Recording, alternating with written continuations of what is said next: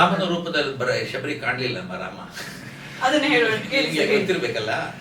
ಸೀತೆ ಹೊರಟೋಗಿದ್ದಾಳೆ, ರಾಮ ಲಕ್ಷ್ಮಣ ಇಬ್ಬರೇ ಆಗ್ಬಿಟ್ಟಿದ್ದಾರೆ.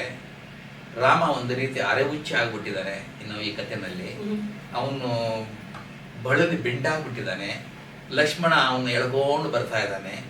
ಶಬರಿ ಈ ಕಡೆ ಕಾಯ್ತಾ ಇದ್ದಾಳೆ. ಆ ಟೈಮಲ್ಲಿ ಅವಳು ಬಂದು ನೋಡ್ತಾಳೆ. ಪ್ರತಿದಿನ ಅವಳು ಒಂದು ಇದು ರೂಢಿ ಬರೋದು, ಆಚೆ ಹಿಂಗ್ ಬನ್ನ ರಾಮ ಅಂತ ನೋಡೋದು. ನೀವ್ ಹೇಳ್ದಾಗೆ ರಾಮನ್ ನೋಡಿಲ್ಲ. ಒಂದು ಚಿತ್ರಣ ಇದೆ ಅಷ್ಟೇನೆ, ಅವನೆಂದರೆ ದೈವಿ ಪುರುಷ ಅಂತ. ಸೊ ನೀವ್ ಹೇಳ್ದಾಗೆ ನಿಜಕ್ಕೂ ಕೂಡ ಶಬರಿಗೆ ರಾಮ ದೈವ. ಯಾರೋ ಹೇಳಿದ್ದಾರೆ ಬರ್ತಾನೆ ಏನೋ ಅವತಾರ ಪುರುಷ ಅಂತ, ಅದಕ್ಕೋಸ್ಕರ ಕಾಯ್ತಿದ್ದಾಳೆ. ಈ ನೋಡ್ತಾಳೆ ಬಿಳಿ ಎಲ್ಲೋ ಆ ಹುಲ್ಲುಗಾವಲಿನ ನಡುವೆ ಒಂದು ಏನೋ ಗೆರೆ ಎಳೆದಂಗೆ ಇಳ್ದಿರೋ ದಾರಿನಲ್ಲಿ ಎಲ್ಲೋ ದೂರದಲ್ಲಿ ಇಬ್ರು ಬರ್ತಾ ಇದ್ದಾರೆ. ನೋಡ್ತಾಳೆ, ಏನ್ ಇವತ್ತು ಅವನೇ ಬಂದಂಗಿದೆ ಅಂತ. ಇರ್ಲಿಕ್ಕಿಲ್ಲ, ಸೀತೆ ಇಲ್ಲ ಅಲ್ಲಿ ಅಂತ ಒಳಗೋಗ್ಬಿಡ್ತಾಳೆ.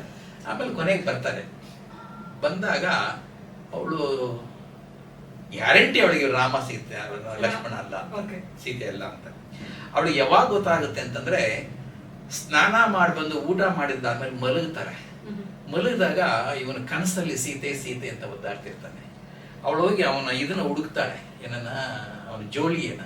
ಆ ಜೋಳಿಯಲ್ಲಿ ಗೊತ್ತಾಗುತ್ತೆ, ಓ ಇವನು ಸೀತೆಯನ್ನ ಬಿಟ್ಟು ಬಂದಿರೋದು ಏನೋ ಆಗಿದೆ ಅಂತ. ಆವಾಗಲೇ ಗೊತ್ತಾಗೋದು ಏನು, ಇವ್ರು ರಾಮ ಲಕ್ಷ್ಮಣ ಅವರು ಅಂತ. ಊಟ ಎಲ್ಲ ಹಾಕಿರ್ತಾರೆ ಬಿಡಿ.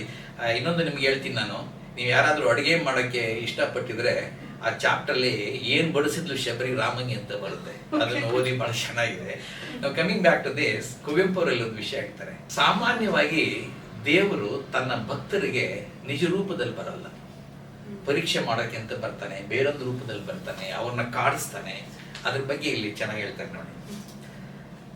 ಭಗವದ್ ಆಗಮನಮೇಂ ಭಕ್ತನ ನಿರೀಕ್ಷಿಸಿದ ರೂಪದಿಂದ ಬಂದಪುದೇ.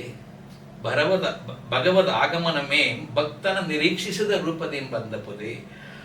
ಸುಖದವೋಲ್ ಆಶಿಸಲ್ ದುಃಖದೋಲ್ ಮೈದೋರಿ. ಸುಖದವೋಲ್ ಆಶಿಸಲ್ ದುಃಖದೋಲ್ ಮೈದೋರಿ.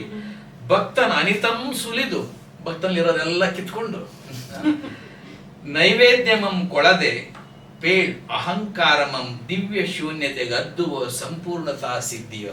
ಹಾಗೆ ಶ್ರೀರಾಮ ಕೂಡ ಇಲ್ಲಿ ಬಳಲಿ ಬೆಂಡಾಗಿ ಪರೀಕ್ಷೆ ಮಾಡಕ್ ಬಂದೇನೋ ಅನ್ನೋ ರೀತಿ ಶಬರಿ ಕಾಣಿಸ್ಕೊಳ್ತಾನೆ ಅಂತ ಹೇಳ್ತಾರೆ. ಕೊನೆಗೆ ನಿಮ್ಗೆ ಗೊತ್ತಿರ್ಬೇಕು, ಶ್ರೀರಾಮ ಕಾಯಿಲೆ ಬಿದ್ದಾಗ ಶಬರಿ ಸಣ್ಣ ದೇಹದ ಶಕ್ತಿಯನ್ನೇ ಕೊಟ್ಟು ಶ್ರೀರಾಮನ ಕಾಪಾಡ್ತಾಳೆ.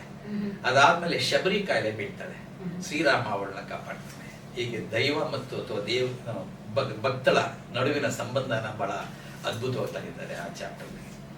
ಸೊ ಶಬರಿ ದೇವರು ಶಬರಿಗೆ ದೇವರಾಗಿ ಬರಲಿಲ್ಲ, ಬೇರೆ ರೂಪದಲ್ಲಿ ಪರೀಕ್ಷೆ ಮಾಡೋ ನಿಟ್ಟಿನಲ್ಲೇ ಹಂಗೆ ಬಂದ್ಲು. ಆದ್ರೆ ಅವ್ರಿಗೆ ಟ್ರೀಟ್ ಮಾಡ್ತಾಳೆ. ಅದು ಯಾರಾದ್ರೂ ಆಗಲಿ ಹೇಳ್ತಾಳೆ ಅವಳಿಗೆ, ನಾವು ಏನೋ ಬಂದವರಿಗೆಲ್ಲ ಅಡಿಗೆ ಮಾಡಕ್ ನಾ ಅಡ್ಗಲ್ಲ ಅಲ್ಲಪ್ಪ ಅಂತ ಹೇಳಿ, ಆದ್ರೂ ಏನೋ ಬಂದಿದ್ದೀರಾ ಕೂತ್ಕೊಳ್ಳಿ ಅಂತ ಅಡಿಗೆ ಬಳಸ್ತಾಳೆ.